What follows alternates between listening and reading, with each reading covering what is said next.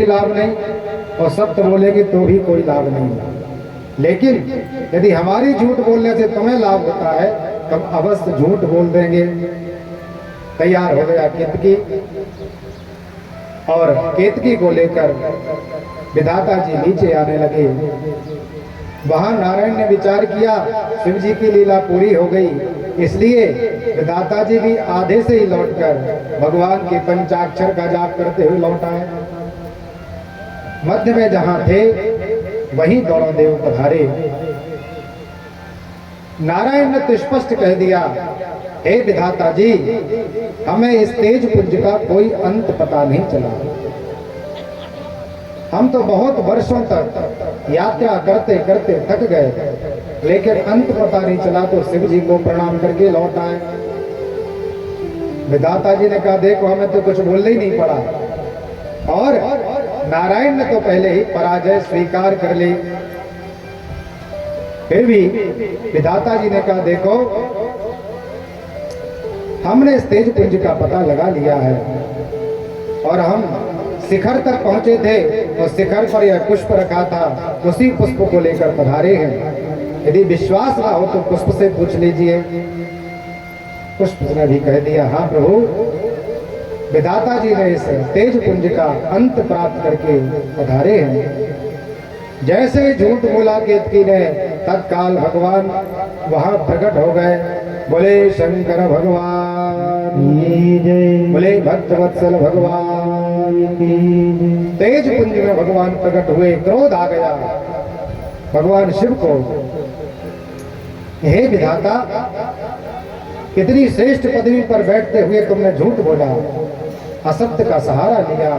क्रोध आया भगवान की, क्रोध से एक वीर, महावीर उत्पन्न हुआ जिसका नाम भैरव हुआ, और भैरव ने झूठ बोलने के दंड में तत्काल विधाता जी का एक सिर उच्छेद कर दिया। पहले ब्रह्मा जी के 5 आनंद थे। कितने सिर थे? 5 आनंद। लेकिन जब झूठ बोला तो एक आनंद कम कर दिया। तो आप लोग कथा आरती गाते हैं, पंचानंद, द्वि आनंद और चतुरानंद। विधाता जी कैसे हैं? चतुरानंद, 4 मुख बचे। अब तो हाहाकार मच गया कि विधाता का ही एक सिर नष्ट हो गया। भगवान शिव परम क्रोध में आ गए। देवताओं ने प्रणाम किया, भगवान कृपा करके शांत होइए। क्योंकि भगवान शिव जो है 2 रूप में है, एक शिव और दूसरा रुद्र। शिव रूप में तो भगवान परम शांत है। कल जैसे सुना था, कर्पूर गौरम करुणावतारम। और जब रुद्र रूप भगवान धारण करते हैं तो समस्त सृष्टि का संहार कर देते हैं। इस त्रिलोकी में, इस ब्रह्मांड में ऐसा कोई देव नहीं है कि भगवान शिव का सामना कर सके। रुद्र रूप हो गए भगवान, क्रोध में आ गए। भगवान नारायण ने प्रणाम किया, नमः संभवाय च मयो भवाय च नमः, शंकराय च मयस्कराय च नमः, शिवाय च शिवतराय च। बोले भक्तवत्सल भगवान की जय। तो भगवान शिव तो नारायण के परम आराध्य हैं और नारायण भगवान शिव के परम आराध्य हैं। जब आप क्रोध में हो और किसी बात को बिल्कुल मान नहीं रहे, मानो अडिग हो गए आप अपने वचन पर कि अब तो हम करके ही रहेंगे, अन्यथा मानेंगे नहीं। और जब आपके कोई गुरु महाराज जिनको आप प्राणों के समान मानते हैं, आपके माता पिता मानो आपके प्राण ही हैं, यदि वो कह दें तो आप अपने वचन को छोड़ देते, पीछे आ जाते। वैसे ही जैसे नारायण भगवान ने शिव जी को प्रणाम किया, परमात्मा परम शांत हो गए। लेकिन श्राप दे दिया, हे विधाता, तुमने विधाता की पदवी पर रहते हुए झूठ का आश्रय लिया तो संपूर्ण ब्रह्मांडों में, 14 लोकों में, समस्त भुवनों में असत्य फैल जाएगा। क्योंकि जैसे जैसे संत ब्राह्मण ज्येष्ठ श्रेष्ठ व्यवहार करते हैं, वैसे ही उनके परिकर उनका अनुकरण करते हैं। सूक्ति में लिखा, महाजनों ने गते सपंथा। जैसे महाजनों का पथ हो, जिस जिस मार्ग से महाजन निकले हो, सतमार्ग से, भक्ति मार्ग से, ज्ञान मार्ग से, भगवत आराधना से, उन्हीं के मार्गों का हमें पालन करना चाहिए, अनुगमन करना चाहिए। तो भगवान शिव ने विचार किया कि जब बड़े लोग ही असत्य का अनुगमन करें तो नीचे वाले प्राणी तो अपने आप असत्य बोलने लगेंगे। अभी सब लोग बोलते हैं कि देखो आजकल ब्राह्मण तो कैसे कैसे कार्य करने लगे, ब्राह्मण ही मद्यपान करने लगे, ब्राह्मण ही मांस आदि का सेवन करने लगे, ब्राह्मणों ने अपने लौकिक कर्म को त्याग दिया, पथ से भ्रष्ट हो गए। तो क्षत्रिय, शूद्र और वैश्य क्या कहते हैं? जब ब्राह्मण ही अपने पद से च्युत हो गए, अपने कार्य से विमुख हो गए, तो हमें करने में क्या लाभ? लेकिन देखिए, इसमें थोड़ा सा विचार करना चाहिए। वैसे तो वेदों में कहा गया है कि सापस्ताड़त परश कहंता अभिप्रपोजयस गावहि संता। चाहे ब्राह्मण श्राप दे रहा हो, चाहे क्रोध कर रहा हो, चाहे बिल्कुल मद्यपान क्यों ना कर रहा हो, फिर भी ब्राह्मण तो पूजनीय है। ब्राह्मण सदैव पूजा का अधिकारी है, ब्राह्मण सदैव सम्मान का अधिकारी है।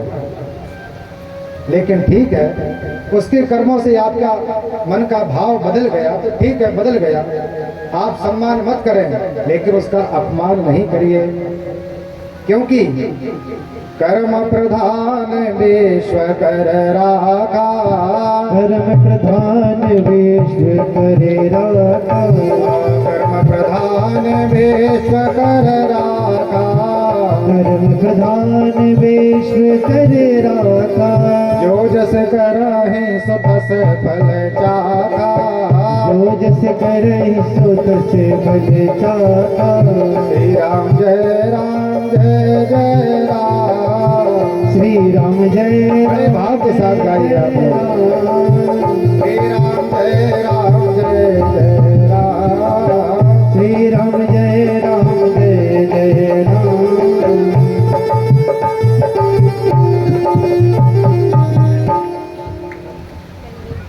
बोले भक्त वत्सल भगवान की जय। तो ब्राह्मण ने जो कार्य किया है तो उसका फल आपको थोड़ी भोगना है। कौन भोगेगा? ब्राह्मण भोगेगा। ब्राह्मण ने अनीति की है तो निश्चित ही ब्राह्मण को उस अनीति का फल भोगना पड़ेगा। लेकिन हम क्यों उस पाप के साक्षी बने, पाप के कुछ सहभागी बने? हमें दूसरों के कर्मों पर ध्यान नहीं देना चाहिए। और आजकल यह ज्यादा है, लोग अपने कर्मों को नहीं देखते, केवल दूसरों का द्वेष दर्शन करते हैं, दूसरों के अवगुणों का ध्यान रखते हैं। कोई व्यक्ति हो 199 उसमें सद्गुण हो और एक अवगुण हो, तो व्यक्ति क्या देखता है? 99 सद्गुणों का ध्यान नहीं रखता, केवल एक अवगुणों पर ही उसकी दृष्टि होती है। और जब श्री राम जी ने शबरी मैया को नवदा भक्ति बताई तो उसमें उन्होंने बताया भी है कि किसी के दोषों का दर्शन नहीं करें।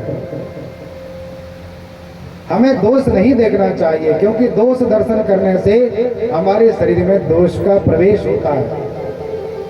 उसके दोषों का हमने वर्णन किया तो उसने तो कार्य किए, उसका फल दशांश हमको भोगना पड़ेगा। हमने पाप ही नहीं किया, लेकिन उसके पाप का वर्णन किया तो दशांश के भोगने के अधिकारी हम पक्के बन गए। इसलिए द्वेष दर्शन न करें,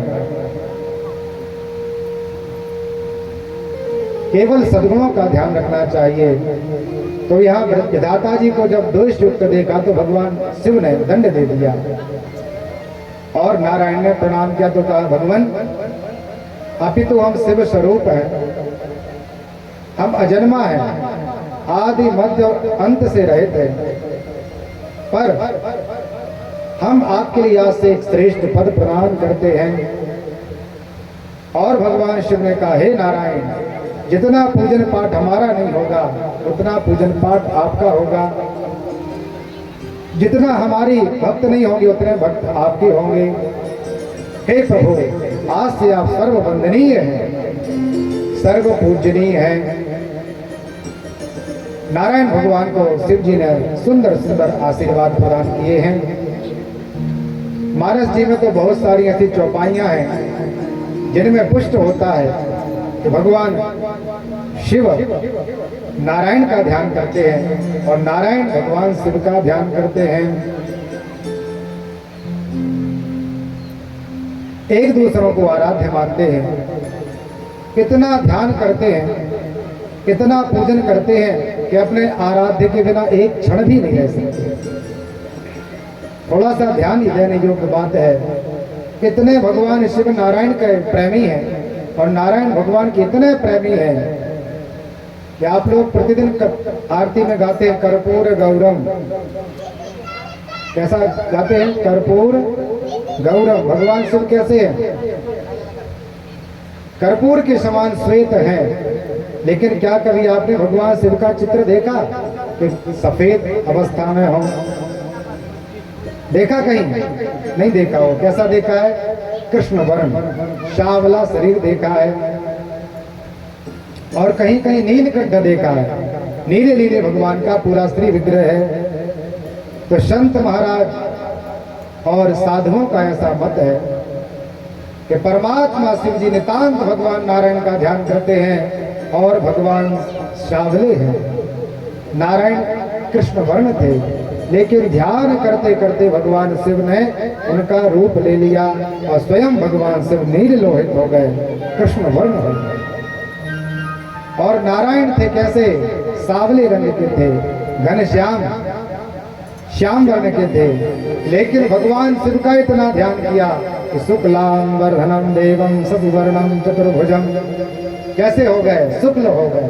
शांतकारम भुजस्सैनम पद्मनाभम सुरेश्वरम। कितना ध्यान किया, इतनी निष्ठता होना चाहिए। ऐसा नहीं कि आज एक माला ओम नमः शिवाय की और आज ही कुछ मांग लिया, भगवान हमारा अमुक काम बन जाए। काम नहीं बना, बोले कुछ नहीं होगा शिव जी के पूजन से, चलो आज दुर्गा जी का अर्चन करते हैं। और जासवन का फूल लिया, लोटे में जल लिया, जयंती मंगला काली भद्र काली कपालिनी। अभी तो कह रहे थे भगवान शिव आप ही सब कुछ है, और अब भी बदल गए। क्या कहने लगे? हे जगत जननी, हे माता, आप तो जगत की माता हैं, आप हमारा प्रयोजन सिद्ध कीजिए। मैया के पास पहुंच गए। मैया के पास सिद्ध नहीं हुआ, बोले ठीक है भगवान शिव नहीं करेंगे, मैया भी करेगी। ऐसा करते हैं। गणेश भगवान के पास जाते हैं और दूरवाली और गणेश भगवान को प्रणाम करने लगे।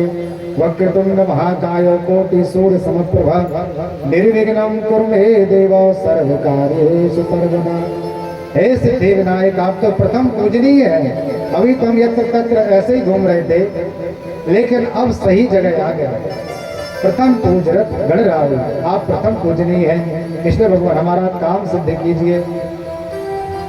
तो ऐसी यदि हमारी भक्ति होगी तो कोई भी देवता हमारा कार्य सिद्ध नहीं करेगा। जैसे पत्नी होती है पति परायण, केवल एक ही पति का संग, एक ही पुरुष के साथ संग करती है, एक ही पति परायण होती है, वैसे हमारी भक्ति भी एक निष्ठ होना चाहिए। यदि आपने मन कर्म वचन से भगवान शिव को स्वीकार कर लिया है कि भगवान शिव ही हमारी इष्ट है, तो भगवान शिव ही रहना चाहिए। और यदि अपने राम जी को फिर मान लिया, फिर दुर्गा मैया को मान लिया, फिर हनुमान जी को मान लिया, तो जैसे स्त्रियां व्यभिचार युक्त हो जाती है, उन्हें हम वैश्या कहते हैं, वैसे हमारी भक्ति भी व्यभिचार नहीं हो जाती है। इसलिए एक निष्ठता का बड़ा बल दिया गया है। सबका सम्मान करें, सबका पूजन करें, लेकिन एक निष्ठ होकर। जैसे पत्नी पति परायण होती है और वो कहे कि अब तो हम पति का ही सब कुछ करेंगे, अब इनके परिकर जो घर में हैं इनकी कोई सेवा भाव नहीं। बहुत सारे लोग ऐसे हो जाते हैं, बोले हम तो राम जी को मानते हैं, अब एक दृष्टि से भगवान शिव को नहीं देख सकते, उस दृष्टि से हम भगवान दुर्गा मैया का पूजन नहीं कर सकते, क्योंकि हम तो रामानंदी है, राम जी को मानते हैं। तो आप लोग भी विचार कर ले, आपकी बहू, आपकी भाभी, आपकी पत्नी या अमुक कोई भी माता पति परायण रहे और उसके ना देवर को भी किसी प्रकार की व्यवस्था, ना ननद को किसी प्रकार की व्यवस्था, ना पति के माता पिता के लिए भोजन की व्यवस्था, तो क्या पति प्रसन्न रहेगा? आप लोग बता सकते हैं पति कब प्रसन्न होगा? जब उसके माता पिता का सम्मान हो, जब उसके भाई बंधुओं का सम्मान हो, तभी पति उस पत्नी पर प्रसन्न होगा। ऐसे ही भगवान है, एक निष्ठ तो रहें लेकिन सबका सम्मान करें, सबका आदर करें, किसी का दुष्कार नहीं। ब्रह्मा जी के असत्य को सुनकर भगवान क्रोधित न हो गए और श्राप दे दिया कि आपका इस भूमंडल पर कहीं पूजन नहीं होगा, कहीं आपका मंदिर नहीं होगा, कहीं आपका श्री विग्रह नहीं होगा। और नारायण ने सत्य का सहारा लिया है, इसलिए नारायण सर्वव्यापी होंगे।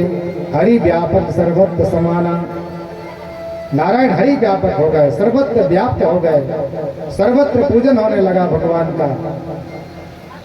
विधाता जी ने विचार किया, हमारा तिरस्कार हो गया, रोने लगे। भगवान शिव को प्रणाम किया तो परमात्मा तो दयालु है। भगवान नारायण और भगवान शिव के दो गुण हैं। नारायण भगवान का एक गुण ही है कि जल्दी अपनी ओर आकर्षित करते हैं। आकर्षित कौन करता है जल्दी? नारायण।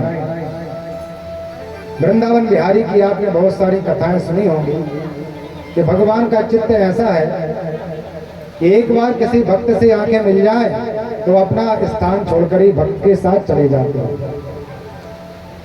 कितने आकर्षित करते हैं भगवान नारायण। और भगवान शिव कैसे है? परम दयालु, तत्काल प्रसन्न हो जाते हैं। शिव जी ध्यान नहीं रखते कि इसके कर्म कैसे हैं। काहू ने चंदन चार दिए और काहू ने 5 नाम लिए हैं, काहू ने रंग के भंग दिए और काहू ने गंगा जल दिया है। गोरा कहे सुनिए सुबोध, इस नगर को लो के बड़ो ठगिया है, अब भोरो सुकंत हमारो पिया, शुद्ध के धतुर धन लूट लिया है। भगवान से आप ध्यान नहीं करते शिव जी कि इसके क्या कर्म हैं। आप पवित्र भाव से केवल एक बिल पत्र ही अर्पित कर दें तो भगवान प्रसन्न हो जाते हैं। साबुत अक्षत यदि भगवान के श्री विग्रह पर रख दें तो भगवान प्रसन्न हो जाते हैं। अब सोचिए, कांटे किसको प्रसन्न होंगे? सुंदर सुंदर माला आप किसी को पहनाएंगे तो परम प्रसन्न होगा। सुंदर सुंदर मर्याग्र चंदन, अष्टगंध चंदन का तिलक करेंगे तो प्रसन्न होगा। लेकिन भगवान शिव तो धतूरे के पुष्प से, फल से ही प्रसन्न हो जाते हैं। ऐसी करुणा करते हैं महादेव जी। आज विधाता जी पर करुणा की और कहा, अपितु हमने श्राप तो दे दिया है, फिर भी करुणा करते हैं कि जब कोई यज्ञ होगा तो इस यज्ञ में आपकी प्रधानता होगी। एक विधाता का पद दिया जाता है। आप लोगों ने यज्ञ का दर्शन किया होगा, ब्रह्मा बनाया जाता है तो उसमें बिना ब्रह्मा जी के पात्र का पूजन नहीं होता। जब तक ब्रह्मा जी का आवाहन पूजन ना हो तब तक यज्ञ पूरा नहीं होता। तो एक श्रेष्ठ वर भगवान शिव ने प्रदान कर दिया, हे विधाता आज से आपका पूजन यज्ञ में हो, प्रसन्न हो गए। यहाँ भगवान नारायण बड़े प्रसन्न हो गए कि परमात्मा हमारे इष्ट हैं। प्रणाम किया। जब रामावतार भगवान ने त्रेता में लिया और जब वन गमन होने के उपरांत पधारे हैं और राज्याभिषेक भगवान का हुआ और एक दिन भगवान मंचासीन हो गए। भगवान राम जी अपने परिकरों को, अपने नगर वासियों को, अयोध्या वासियों के लिए उपदेश करने लगे। वहीं भगवान ने कहा कि चित जल पावक गगन समीरा, पंच रत्न धन शरीरा, और मानव शरीर कैसे मिला है, बड़ा उपदेश किया। तो अंत में एक उपदेश भगवान ने कहा है, और एक गुप्त मता सबहो कहो कर जो, असंकर भजन बिना नर भक्ति न पावे। हाथ जोड़कर राम जी ने क्या कहा? एक अत्यंत गुप्त रहस्य हम आपको प्रकट करते हैं। और कैसा? हाथ जोड़कर विनय करके कि शंकर भजन बिना नर भक्ति न पावे। यदि आप शिव जी का पूजन नहीं करेंगे, शिव जी का सम्मान नहीं करेंगे तो भगवान राम कृष्ण हरि आपको स्वप्न में भी प्राप्त नहीं हो सकते। वहां जब नारद जी को मोह होगा और भगवान ने नारद जी के साथ लीला की और विवाह नहीं हो पाया तो क्रोध आ गया था। अभी आगे चर्चा सुनेंगे। तो नारद जी ने नारायण को क्या क्या अशब्द बोल दिए, श्राप भी दे दिया और श्राप दिया और भगवान की माया दूर हुई तो नारद जी पश्चाताप करने लगे। भगवान कितने अशब्द बोल दिए, अब कैसे शांति प्राप्त हो। तो श्री नारायण ने कहा कि जाओ जपहु जाप शंकर सतनामा। हे नारद, शिव जी के 108 नामों का आप जाप करिए, तत्काल आपको विश्राम हो जाएगा। तो नारद जी ने विचार किया कि देखो दंड हमने अपराध किसका किया, नारायण का, लेकिन पूजन किसका बता रहे, शिव जी का, कि आप शिव जी का पूजन करेंगे तो हमें विश्राम प्राप्त होगा। शिव द्रोही मम भगत कहावा, सो डर मोहि सपने नहीं भावा। नारायण कितने उदाहरण है श्री रामचरितमानस में, बहुत सारे एक से एक उदाहरण है जिसमें भगवान का ही बोला है उन्होंने। लिंग थाप विधिवत कर पूजा, वो शिव समान प्रिय मोहन दूजा। शिव के समान हमारे लिए प्रिय कोई नहीं है। शिव पद कमल जनहि रति नाही, राम ही ते सपने न सुहाई। बिनु छल विश्वनाथ पद देहो, राम भगत कर लक्षण हो। यदि नितांत भाव से आप भगवान शिव के परम भक्त हैं तो श्री गोस्वामी तुलसीदास जी कहते हैं इसमें निश्चय कर लेना चाहिए कि आप राम जी के परम भक्त हैं। बहुत सारी चौपाइयों द्वारा यह निश्चित किया गया कि हमें हरि हरात्मक भक्ति करना चाहिए। हरि और हर इन्हीं को मानना चाहिए, एक रूप में मानना चाहिए। परम पूज्य सदगुरु महाराज कहते हैं कि नारायण में और विष्णु भगवान में कोई अंतर नहीं है। शिवस्य हृदय विष्णु, विष्णुस्य हृदय सेवा। भगवान शिव के हृदय में नारायण है और नारायण के हृदय में भगवान विष्णु है, शिव है, कोई अंतर नहीं है। इसलिए हमें सनातन धर्म की जो परंपरा है उसका सूत्र हरि हरात्मक भक्ति, हरि का पूजन और हर का पूजन, दोनों का पूजन होना चाहिए। जैसे आज देखिए एक तरफ बाबा विश्वनाथ जी विराजमान है, वहीं बगल में भगवान वृंदावन बिहारी लाल जी विराज रहे। बहुत कम ऐसा देखने में मिलता है। जैसे भागवत जी हो तो आपने सबने दर्शन किया होगा, नारायण भगवान का विग्रह विराजमान रहता है। लेकिन आज पावन अवसर देखिए हरि और हर दोनों विराजमान है। हमें बड़े भाव के साथ भगवान को प्रणाम करना चाहिए। बोले हरि हर भगवान की जय, भक्त वत्सल भगवान की जय, शिव महापुराण की जय हो। जब परमात्मा शिव जी ने नारायण भगवान को सुंदर आशीर्वाद दिए तो जो भगवान शिव का जो लिंग प्रकट हुआ था वह तिथि थी, मार्गशीर्ष का महीना था और आर्द्रा नाम का नक्षत्र था। भगवान शिव ने आशीर्वाद दिया कि मार्गशीर्ष में हम प्रकट हुए हैं लिंग रूप में, इसलिए जो भक्त इस मार्गशीर्ष माह में आर्द्रा नक्षत्र युक्त पावन अवसर पर जो अभिषेक पूजन करेगा उसे अक्षय पुण्य की प्राप्ति होगी। आद्रायां मार्गशीर्षेषु तो या पस्ते इनमामुसारं, मद्वेर्मपीवालिंगं सा गुह्यादपि प्रिया। अलम दर्शनं मात्रेण फलं तस्मिन् दिने शुभे, अर्चनं चेदधिकं फलं वाचां गोचरम्। इसमें किया गया पुण्य फल अक्षय प्राप्त होगा। तो प्रकट हुआ था मार्गशीर्ष में आद्रा नक्षत्र में। और पूजन कब हुआ, जब भगवान का वह विधाता और नारायण का बैर समाप्त हुआ, शिव की प्रतिष्ठा हो गई कि ना ब्रह्म बड़े हैं ना नारायण बड़े हैं, केवल शिव ही ब्रह्म हैं। तो विधाता ने मिलकर, नारायण ने मिलकर, इंद्रादि देवताओं ने मिलकर राजोपचार से भगवान शिव के लिंग का पूजन किया। तो यह पूजन हुआ फाल्गुन कृष्ण चतुर्दशी, जिसे हम शिव महारात्रि के नाम से जानते हैं। उस शिवरात्रि के पावन पर्व पर सबसे पहले विधाता ने और नारायण ने शिवलिंग का पूजन किया। उसमें भी आशीर्वाद दिया जो शिवरात्रि को निराहार होकर पूजन अर्चन करते हैं उन्हें शिवलोक की प्राप्ति होती है। हमारा प्रयत्न होना चाहिए कि वर्ष में कम से कम 2 इन योगों में भगवान शिव का पूजन अवश्य करें। ब्राह्मण से, पंडित जी से, अपने आचार्य जी से पहले से पूछ लें कि भगवान मार्गशीर्ष मास में आद्रा नक्षत्र कब है और श्रेष्ठ साधना आप चुनकर भगवान का नितांत भाव से अभिषेक करें।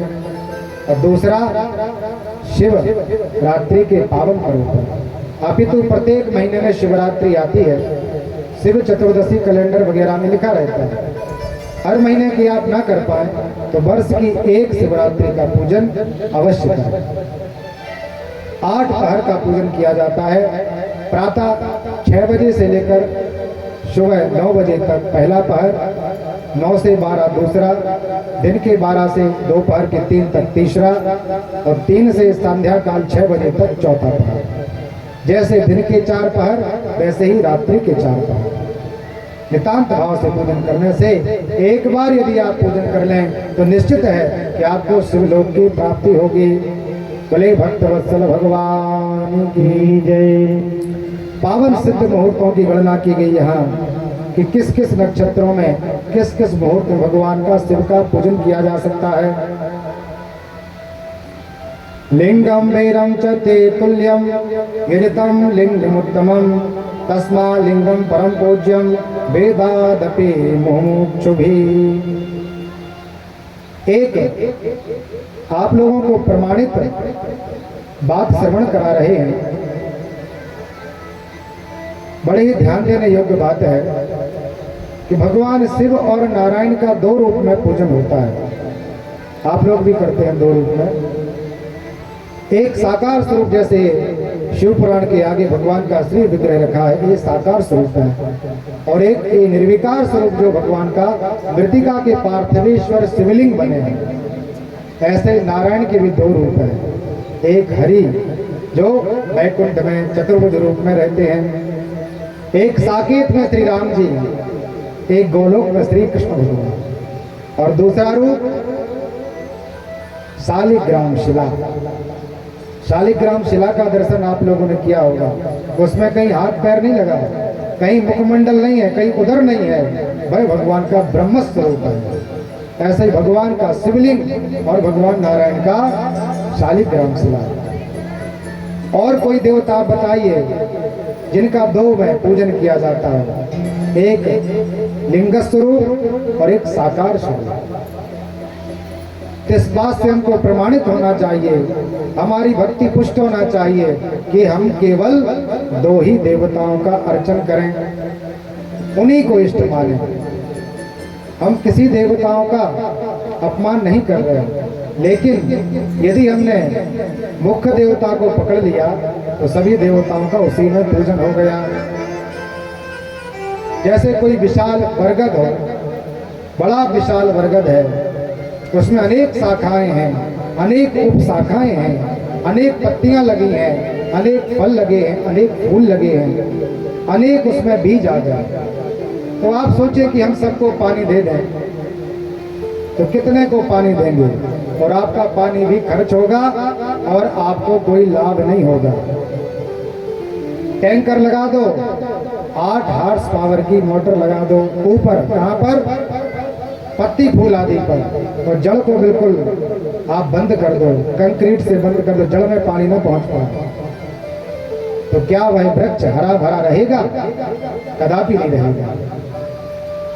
और यदि आप शाखा पत्ते फूल आदि को छोड़ दो, सबको छोड़ दो, और केवल जड़ में थोड़ा सा जल डाल दो, तो पूरे वृक्ष को जल प्राप्त हो जाएगा और हरा भरा भी रहेगा। आपका श्रम भी कम लगेगा, आपका व्यय भी कम होगा और पुण्य भी, आपको लाभ भी अधिक होगा। वैसे ही है कि केवल हरि और हर को पकड़ लो, सभी देवता अपने आप पकड़ लिए जाएंगे, सभी देवता अपने आप पुष्ट हो जाएंगे, सभी देवता अपने आप प्रसन्न हो जाएंगे। हमारे सनातन धर्म में केवल 5 देवताओं की ही उपासना का वर्णन है। पहले नंबर पर है गणेश जी महाराज, दूसरे पे गौरी मैया, तीसरे पे भगवान नारायण, चौथे पर भगवान शिव और पांचवें पर भगवान सूर्य। इसके अलावा कोई देवता नहीं। पंचदेव उपासना का बड़ा महत्व बताया गया है। लेकिन कलिकाल में अब तो यत्र तत्र सर्वत्र नए नए भगवान होते हैं। अपना पंथ बना लिया, अपने शिष्य बना लिए, अपना नया पंथ चला दिया और बोले राम कोई देवता नहीं हुए। बताओ, राम का प्रमाण बताइए, राम देवता है क्या? भगवान राम जी के राम जन्मभूमि का कितना विवाद चला और कोर्ट में यह सिद्ध करना पड़ा कि राम जन्मभूमि का प्रमाण बताइए, राम का जन्म का प्रमाण बताइए। यही तो घोर कलिकाल है, जहां सत्य को प्रमाण करने में कितने वर्ष लग जाते हैं और असत्य अपने आप प्रमाणित है। बहुत सारे पंथ आप लोगों ने भी देखे होंगे, सुने होंगे। गुरुजी बन गए और बोले राम कृष्ण कुछ नहीं है। सनातन धर्म को नीचा करना और अपना पंथ लगा दिया। श्री रामचरितमानस का आप उत्तरकांड का पाठ करेंगे, किया भी होगा, तो तुलसीदास जी ने देखो कलयुग के कितने धर्मों का वर्णन किया है, कैसे कैसे प्राणी उत्पन्न हो जाएंगे, अपना अपना पंथ चलाएंगे। तो हमें दूसरे देवताओं के पास नहीं जाना है। बोलते हुए थोड़ी सी लज्जा और संकोच भी होता है कि हमारे हिंदू भाई बहन और हमारे इतने कितने 33 कोटि के देवताओं को छोड़कर किसी अन्य धर्म संप्रदाय के पास जाते हैं, चादर आदि चढ़ाते हैं, शुक्रवार को जाकर नमन करते हैं। तो विचार कीजिए, हमने अपने माता पिता का ही तिरस्कार कर दिया।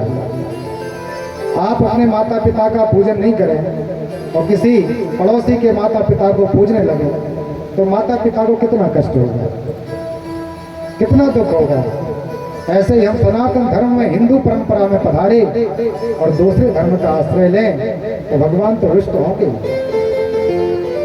आपका यहाँ लोक बन सकता है, इस लोक में आपको ख्याति प्राप्त हो सकती है, कहीं जाकर आपका मनोरथ सिद्ध हो सकता है, लेकिन परलोक में आपकी केवल दुर्गति ही होगी। परलोक में केवल आपको हानि ही प्राप्त होगी। हरिहरात्मक भक्ति का यहाँ प्रमाण मिला, परमात्मा का पूजन होगा। पर भगवान के शिव क्षेत्रों का वर्णन किया श्री सूत जी महाराज ने। दाहम दसाहम मत्सं च्वा सपिंडे कर्णम तुवा सर्व पाप विदर्मुक्ता संध्या शिव पदम लभे। भगवान शिव के 12 ज्योतिर्लिंग हैं। भगवान का एक गौकर्ण क्षेत्र है, भगवान की कुछ पुरियां हैं, वहां जाकर हमें व्रत पूजन नियम करना चाहिए। थोड़ी सी सावधानी की बात यह है कि हम तीर्थाटन में तो जाते हैं, लेकिन तीर्थ में पुण्य नहीं करते, अपितु पाप कमाकर घर आ जाते हैं। निकले थे पुण्य अर्जन करने के लिए कि जो हमने गृहस्थाश्रम में पाप आदि किए उनका लेपन हो जाए, नष्ट हो जाए, मुक्त हो जाए, लेकिन हम तीर्थ में जाकर ही और पाप की गठरी बांध लाते हैं। कैसे गठरी बांधते हैं आप लोगों को भी पता होगा।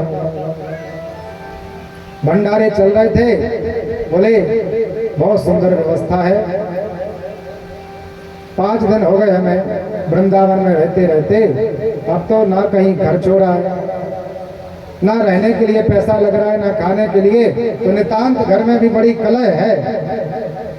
माता पिता से बनती नहीं, स्त्री कुवाक्य बोलती है, क्रोध करती है। तो ठीक है, अच्छा है, वृंदावन में निवास करेंगे, आचार्य जी संत महात्माओं की रसोई चलती रहती है, दोनों टाइम पान करेंगे और क्या कमी।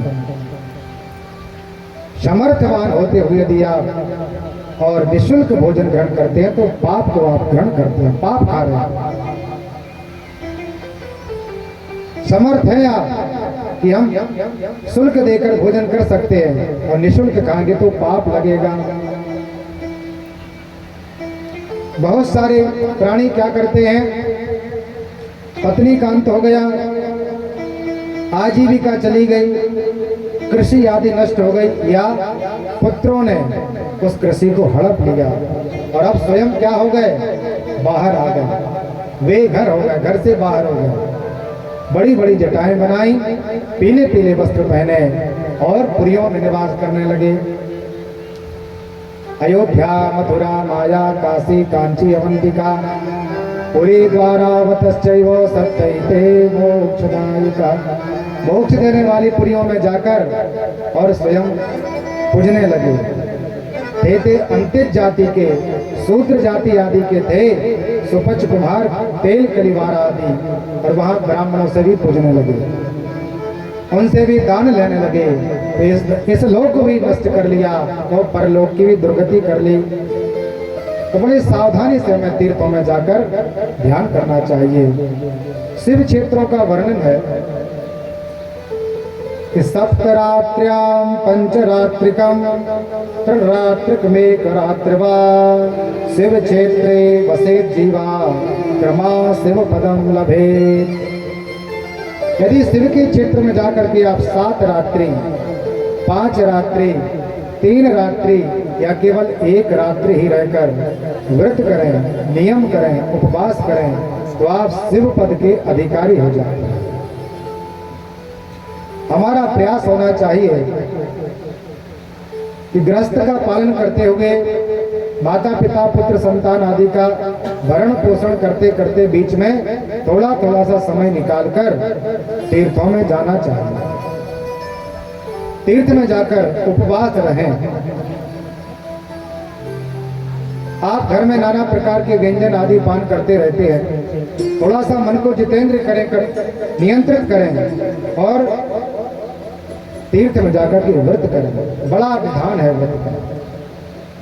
निराहार रहें, निराहार न रह सके तो फलाहार, फल का आहार करके जितना समय हो उतना वहां कम से कम 24 घंटे, 1 दिन और 1 रात्रि पर्यंत निवास करें। तो व्यास जी का वचन है, आप शिव के धाम को पहुंच जाएंगे, इसमें कोई संशय नहीं। इतना तो हम अवश्य कर सकते हैं कि किसी धाम में जाकर 24 घंटे फलाहार रहकर रहें, भगवान का नाम संकीर्तन करें। लेकिन भगवान की माया इतनी प्रबल है कि जब आप किसी तीर्थ में जाते हैं या कोई कथा सुनने का मन बनाते हैं या कोई व्रत करते हैं तो रात्रि से ही चिंता लग जाती है कि कल तो व्रत रहना है, भगवान कैसे रहेंगे। दंत धावन आदि किया नहीं, मंजन आदि हुआ नहीं और पता चला सुबह से भूख लगाई। अभी आप 12-12 बजे तक नहीं खा रहे थे और आज सुबह से ही ऐसा लगा मानो अभी पान करना। तो ये भगवान की माया तो छूटती ही है, उस माया से हमको थोड़ा थोड़ा दूर होना है और भगवान की निकटता बढ़ाना है। बहुत सारी पुरियों का वर्णन किया, उसमें 7 पुरियां मुख्य हैं। अयोध्या, मथुरा, काशी, कांची, अवंतिका, उज्जैन, पुरी, द्वारिकापुरी, मायावती, हरिद्वार, ये 7 पुरियां ये मोक्ष को देने वाली हैं। यहाँ एक क्षण, एक समय, एक रात्रि, एक माह, एक संवत्सर आदि जितना भी हमारे पास समय हो अवश्य उनका सेवन करना चाहिए। शिव क्षेत्रों का वर्णन किया। पृथ्वी 500 कोटि विस्तीर्ण, यह पृथ्वी 50 करोड़ योजन विस्तृत है। कितने योजन विस्तृत है? 50 करोड़ योजन। इसका हम सेवन तो नहीं कर सकते, समस्त पृथ्वी के तीर्थों का ध्यान नहीं कर सकते, हर जगह जाकर के स्नान आदि नहीं कर सकते, तो कम से कम शिव के क्षेत्रों में जाकर अवश्य ध्यान, पूजन, जाप आदि करिए। सरस्वती मैया का जो है यह विशिष्ट लक्षण है। जो सरस्वती मैया का पूजन करते हैं, उनमें स्नान करते हैं, उनमें दीपदान करते हैं, उनके तट पर गुरु मंत्र का जाप करते हैं, नाम संकीर्तन करते हैं, ऐसे प्राणी ब्रह्म पद को प्राप्त होते हैं। सरस्वती मैया 60 मुख वाली हैं। इसका अर्थ है कि मैया सरस्वती 60 बार विभक्त हुई हैं, विभाजित हुई हैं। उनकी 60 प्रकार की धाराएं हैं। गंगा मैया 100 प्रकार की धाराओं से प्रवाहित हैं और ये मोक्ष और ज्ञान प्रदान करती हैं। गंगे गंगे चयो ब्रूयात् योजनानां सतेरपि प्रमुच्यते सर्वपापेभ्यो विष्णुलोकं स गच्छति। व्यास जी कहते हैं कि जो 100 योजन दूर रहकर भी गंगा गंगा आदि नाम उच्चारण करता है वह विष्णु पद को प्राप्त हो जाता है। बोले गंगा माई की जय हो। मोक्ष और ज्ञान को प्रदान करने वाली हैं। सोनभद्र नदी 10 मुख वाली हैं और ये अभीष्ट सिद्ध करती हैं। नर्मदा मैया 24 मुख वाली हैं और ये वैष्णव पद प्रदान करती हैं। भगवान शिव को अति प्रिय है मैया नर्मदा, और नर्मदा का सेवन करने से, उनकी परिक्रमा करने से, नर्मदा जी के नर्मदेश्वर भगवान शिव का पूजन करने से वैष्णव पद प्राप्त होता है, भगवान नारायण का पद प्राप्त होता है। तमसा गोदावरी 12 मुख वाली हैं। ब्रह्मा इत्यादि का यदि किसी को पाप लगा हो वह उनका सेवन पूजन करके छुटकारा प्राप्त करता है। कृष्णा और वेणी ये 28 मुख वाली हैं। इनका पूजन ध्यान करने से ब्रह्मलोक की प्राप्ति होती है। गंगायां माघ मासे तो तथा कुंभ गतिरवो श्रद्धा वा पिंड दानम वा तिलोदकम मथापि वा वंश द्वै पित्राणाम चातुल्कोटुग्रम विधो। आप लोग पुरुष वर्ग तो बहुत कम संख्या में है, फिर भी आप लोग एक बात नोट कर लीजिए कि जब माघ का महीना हो और सूर्य कुंभ राशि में हो, जब संक्रांति आती है तो भगवान सूर्य मकर राशि में होते हैं और उसी से मकर संक्रांति से ही वह पावन अवसर कल्पवास प्रयागराज में किया जाता है। लेकिन जब ऐसा मुहूर्त हो कि माघ का महीना चल रहा हो और सूर्य कुंभ राशि में चले जाए, 15 जनवरी से 15 फरवरी तक भगवान सूर्य रहते हैं मकर राशि में, और 15 फरवरी 14 फरवरी के बाद सूर्य भगवान जाते हैं कुंभ राशि में। और कभी कभी ऐसा आ जाता है कि माघ का महीना आधा बचा रहता है और भगवान सूर्य कुंभ राशि में प्रवेश कर जाते हैं। ऐसे महीने में यदि कोई पुत्र अपने पूर्वजों का प्रयागराज में जाकर संगम के पास जाकर पिंडदान करता है तो लिखा 1 करोड़ पुत्र स्वर्ग को प्राप्त होते हैं। एक पिता माता का हम सही नियम धर्म गरुड़ पुराण के अनुसार पितृकर्म नहीं कर पाते, जितना विधान बताया है उतना विधान नहीं कर पाते। लेकिन एक बार यदि आप माघ महीने में कुंभ राशि के सूर्य में प्रयागराज में जाकर विधान के साथ यदि तर्पण करते हैं, पिंडदान करते हैं, तो हमारी 1 करोड़ ऊपर की पुण्या स्वर्ग लोक में निवास करते हैं। सुंदर मुहूर्त का वर्णन किया,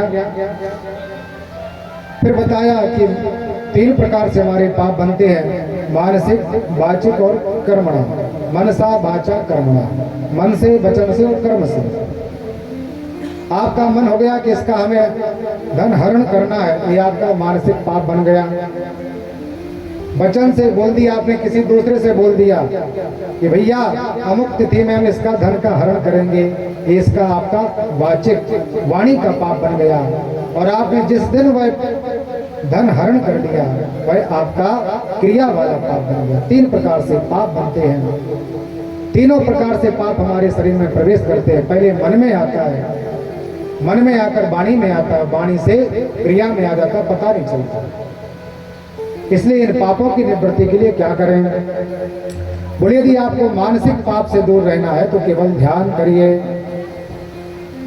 बड़े बड़े ध्यान शिविर बनाए जाते हैं, वहां आपको एक आसन पर बिठाकर, कमलासन बिठाकर और 1-1, 2-2 घंटे लगातार भगवान का ध्यान कराया जाता है। उसमें बताया जाता है कि हम ही ब्रह्म हैं, हमारे शरीर में ही ब्रह्म है, हमारे शरीर में ही तीर्थ है, हमारे शरीर में ही वेद है, हमारे शरीर में ही पुराण है, सभी इसी जीव में है। तो ये ध्यान से मानसिक पापों की मुक्ति होती है। यदि आपसे वचन रूपी पाप बन जाए तो जाप करना चाहिए। जितना आप ज्यादा जाप करेंगे उतना ज्यादा आपका वचन रूपी पाप नष्ट होगा।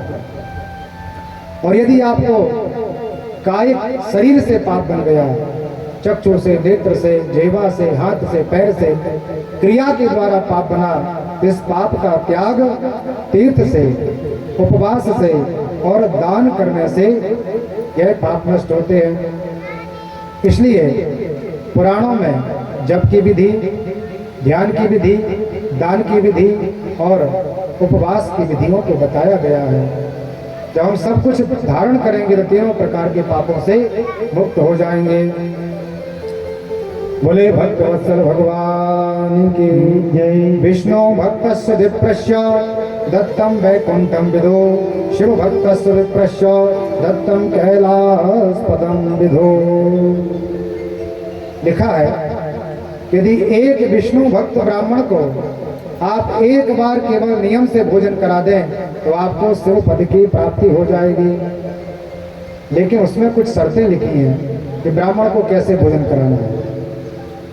पहले तो आप ब्राह्मण का चयन करें कि ब्राह्मण त्रिकालज्ञ हो, तीनों संध्या को करने वाला हो, ब्रह्मनिष्ठ हो, शिखा सूत्र धारण करने वाला हो, वैष्णव हो, भगवान शिव और नारायण का परम भक्त हो। दशांग बताए, 10 नियम है भोजन कराने के। पहला नियम बताया कि सबसे पहले आप बड़े दीन होकर और ब्राह्मण के घर जाएं। हे भगवान, अमुक तिथि पर आप हमारे घर पधार कर और प्रसादी पान करना है, ये निमंत्रण करके आना, ये पहला नियम है। दूसरा नियम, जैसे ही ब्राह्मण का हमारे घर आगमन हो तो बड़े आदर के साथ एक पात्र में जल रखकर उनका पाद प्रक्षालन करें। पाद प्रक्षालन करके सुंदर वस्त्र से, रेशमी वस्त्र से उस पांव को पोंछें और उस जल को स्वयं ग्रहण करें और अपने सर्वत्र भवन में छिड़काएं। आपने बड़े बड़े महात्मा राजर्षियों का चरित्र सुना होगा कि ब्राह्मण का पूजन करके चरण धोकर का चरणामृत लेते थे, पूरे भवन में छिड़कवाए थे, सबको दिया जाता था।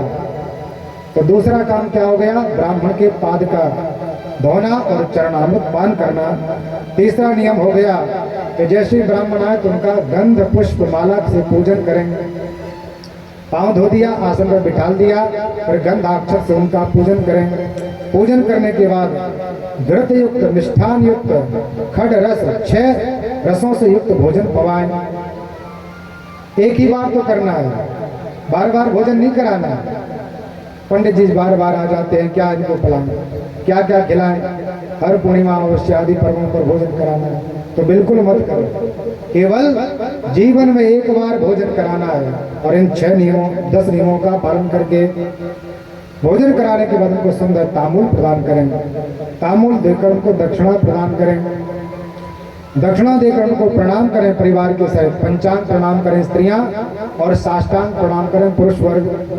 अब प्रणाम कर लिया, भोजन हो गया, दक्षिणा दे दी, अब ब्राह्मण की विदाई करें। तो विदाई करने में लिखा है कम से कम 8 पैर अपने मुख्य दहली से 8 पैर दूर जाकर ब्राह्मण को विदाई करके आइए। ऐसा नहीं आप भवन में ही हैं और ब्राह्मण ने से कहा सीताराम और ब्राह्मण को विदाई कर दी।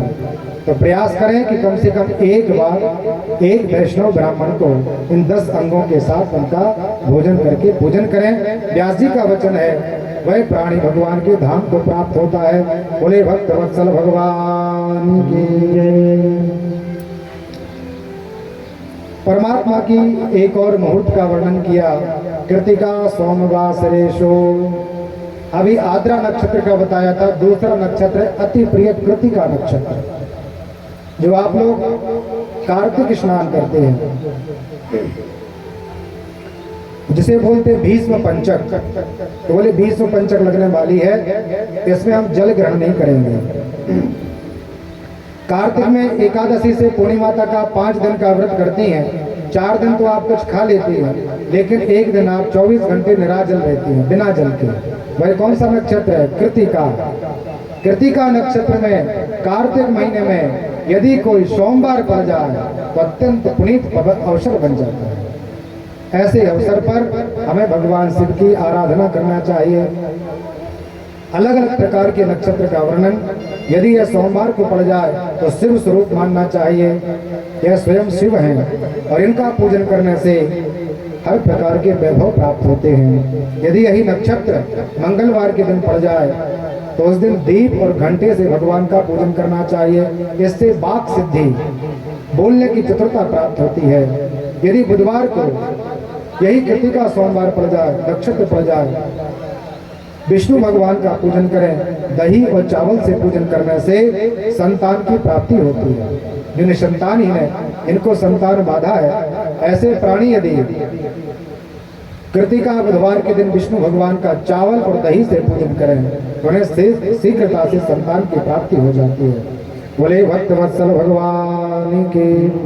नक्षत्रों के बाद श्री सूत जी महाराज ने और पावन शिव जी के पावन चरित्रों में शिवलिंग का महत्व बताया। तो आप लोगों के मुखमंडल से ऐसा लग रहा है कि कथा सुनते सुनते कुछ बेचैनी सी हो रही है। तो आइए 2 मिनट भगवान का नाम संकीर्तन, इसके बाद कथा में प्रवेश करेंगे। बोले दिव्य शंकर भगवान की जय। जय गौरी शंकर सीताराम, जय पार्वती शिव सीताराम, जय गौरी शंकर सीताराम, जय पार्वती शिव सीताराम। गौरी शंकर सीताराम, जय पार्वती शिव सीताराम।